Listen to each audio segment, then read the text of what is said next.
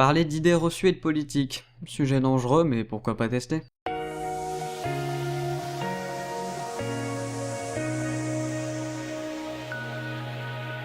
Hey yo tout le monde et bienvenue pour un nouveau T'en penses quoi, et cette fois on va parler du Stagirite.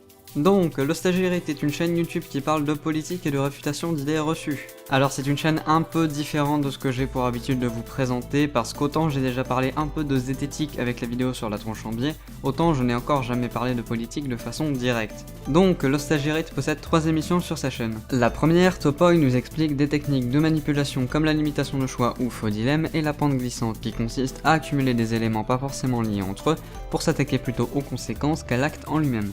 Je ne vais pas plus vous expliquer que ça, si vous n'avez pas tout compris, allez voir directement sa chaîne, ça ira bien plus vite et il connaît bien mieux son sujet que moi. On peut d'abord présenter une liste des possibilités à examiner qui n'est pas exhaustive, et présenter ce choix restreint comme le seul des choix possibles.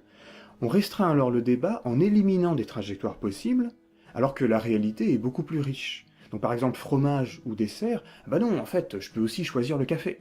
Ou bien arrête ta partie de jeu vidéo, ou tu seras en échec scolaire. Il y a bien d'autres possibilités. Sa deuxième émission, Langue de bois, parle de tout ce vocabulaire utilisé par les politiciens et qui des fois a besoin d'être mieux expliqué.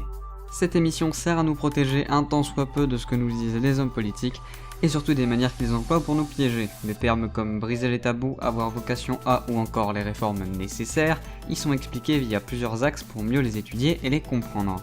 La troisième émission quant à elle s'intitule Les tutos du Stagirite et explique par exemple s'il est possible de prendre quelqu'un d'autre en selfie. Cette chaîne est vraiment très intéressante et je suis content qu'elle ait déjà trouvé un public, mais je le trouve un peu restreint, c'est pour ça que je vous invite à aller voir sa chaîne, car elle vous permettra de mieux comprendre certaines choses et de pouvoir aussi un peu plus facilement désarmer des techniques de manipulation utilisées durant des argumentaires.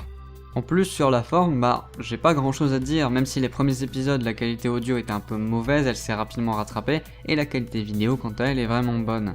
Et aussi c'est une chaîne sur un sujet que j'ai rarement vu être abordé sur YouTube et je trouve ça dommage car il y a certainement beaucoup de choses à dire là-dessus. Donc voilà, je vous conseille chaudement d'aller voir sa chaîne même si le sujet de base peut vous sembler inintéressant, vous pourriez être surpris comme moi à la découverte de cette chaîne.